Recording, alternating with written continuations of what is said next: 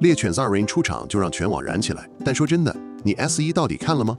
那个上线3天88个国家同步冲 Top 10的家伙，现在居然还有人停在片单里吃灰。今天就一口气帮你把这个坑填上。2023年6月，导演金周焕一口气丢出全8集《猎犬》，他就是拍青年警察那个人，天生的打戏脑袋。上线3天就冲进88个国家 Netflix Top 10，22个国家拿第一，播放量接近3000万小时。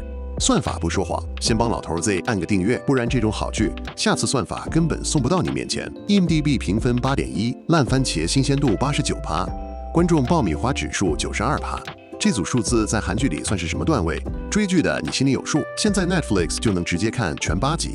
我的建议是找一个周末晚上一口气开，因为你开了第2集就别想去睡觉了。故事核心很简单，高利贷事件。但猎犬聪明的地方是他不拍穿西装的大哥，而是用2个身无分文的年轻人切入。金建优是拳击手，家里欠一屁股债；红偶真是综合格斗高手，外表冷得像刚从冰库拿出来的。2个人在拳击赛上相遇，然后一起被卷进一场比他们2个加起来还大的麻烦。这个设定让你跟折角色一起被压着打，而不是远远旁观什么大人物的权谋。饰演建优的宇昭焕，很多人的印象还是花美男。但在猎犬里，他增重了近10公斤，全程没替身。李相二饰演的偶真本来就有武术底子，进组继续练。拳击教练看完成片直接说，体型跟技术都是真拳击手的样子。这2个人在银幕上的化学反应是整部剧最让人上头的东西。打戏好看是一回事儿，但猎犬真正让你停不下来的是那个兄弟情。2个男生从陌生人到生死与共，快得让你完全没时间抗拒。老头 Z 看过很多动作剧，多少都带点表演感，但猎犬的打架是真的让你屏息的那种，因为不是靠剪辑跟音效撑起来的。宇昭焕跟李相二花了几个月密集训练，每天吃4到5餐增重，动作戏全程自己来，没有替身，长达几分钟的连续打斗场景没有剪辑点，就是2个活人在镜头前真的把对方干掉。那种震撼不是特效给你的，是你知道那个痛是真的。但让我真正停不下来的不是打戏，是建优跟偶真之间那个暧昧又真实的男生情谊。一个嘴甜自来熟的阳光男孩，跟一个话少、眼神冷得像刚出冰库的格斗机器，这组搭配在剧本之外完全不该成立，但他们就是成立了。偶真默默替建优挡下一拳的那个画面，我保证，你看到那里会直接从椅子上弹起来。你有没有想过，如果哪天你妈的账户突然被锁，电话那头有个陌生声音告诉你，你欠了一笔你不知道从哪儿来的高利贷，你要怎么办？猎犬把这个噩梦拍得极度具体，具体到你看的时候会整个人缩进椅背。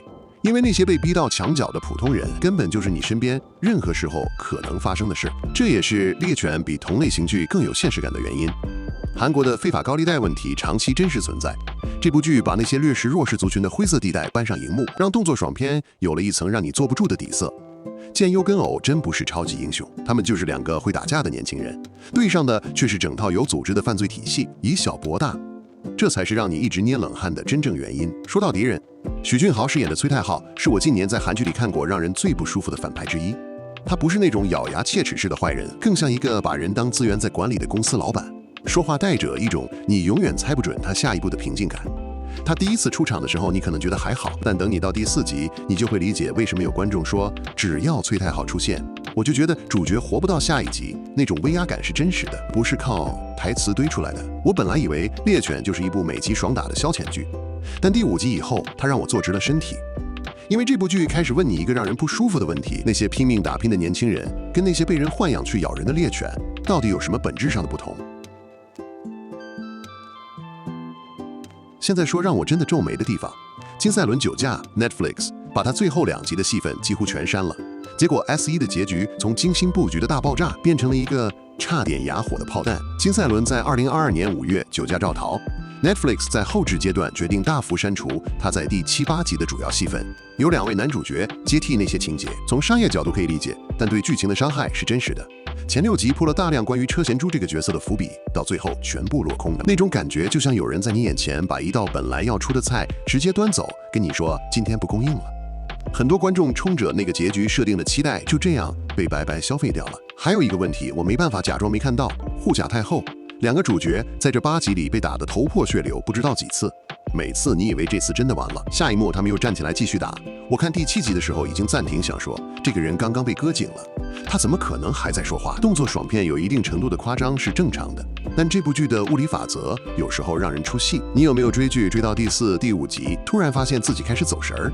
猎犬中段有个明显的节奏问题，反复追逃，反复被打，再爬起来，有几集几乎是同一个模板在循环。对某些人来说，这叫爽，但对另一些人来说，这叫帮我快转几分钟。这一点我没办法替他辩护，只能说第6集以后又撑回来了。最后说一个很多人不知道的事儿，漫画原著的结局比电视剧版暗黑很多。在原著里，车贤珠其实是反派金明吉的女儿，而故事的最终是由她亲手终结了自己的父亲。这个设定跟电视剧版给你的观感完全不同，更悲剧、更复杂，也更让你看完之后好几天闷在胸口。电视剧选择了一个更干净易懂的结局，但代价是失去了原著那种残忍感。这算是遗憾，还是聪明的商业决策？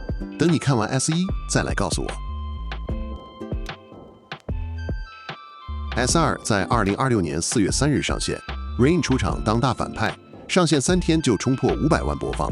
如果你现在才要入坑，时机点可以说是完美。看完 S1 刚好接着追 S2， 不用等，不用怕。断更 S1 全8集的总时长大概8个小时，一个周末完全搞定。之后你就可以理直气壮地加入 Rain 那条剧情线的论战。哪种人看这部剧会感谢老头 Z？ 如果你喜欢实打实的动作场面，不需要复杂的政治斗争，只想要2个让你全程替他们捏冷汗的男主角，猎犬就是为你设计的。如果你追剧追很慢，对剧情逻辑要求极高，或者你看打架场面超过3次会腻，那中段可能让你有点不耐。但99%追完的人都说值得。老头 Z 的最终评价：猎犬不是最复杂的剧本，也不是最深刻的社会批评，但他在自己设定的格局里，把每一块能做好的地方都做到了接近极致。动作设计的真实感，反派的压迫感，2个主角之间的兄弟情，高利贷议题的现实底色，这几样东西同时发挥好的韩剧其实不多。IMDB 8.1是实至名归的。给你的定论就是，这是一部开头5分钟你就知道这个周末没了的剧。比起同年其他韩剧，猎犬最大的优势是它不装。黑暗荣耀很好，但他在讲长达几年的复仇棋局，猎犬不来这套，他就是让你看2个年轻人靠着一副好拳头跟死不认输的脾气，在一个烂透的系统里打出一条路。这个直接感是很多节奏慢的韩剧没办法给你的东西。问你一个问题，留言告诉老头 Z， 猎犬4的结局，你觉得因为金赛伦事件改写的版本比漫画原著那个让女主亲手杀父的暗黑结局更好，还是更糟？选边站，不接受模糊答案。如果你还没追，现在去 Netflix 开第1集，看完回来跟我说你当初为什么一直拖。订阅老头 Z 影视观测站，继续帮你踩那些你没时间踩的坑。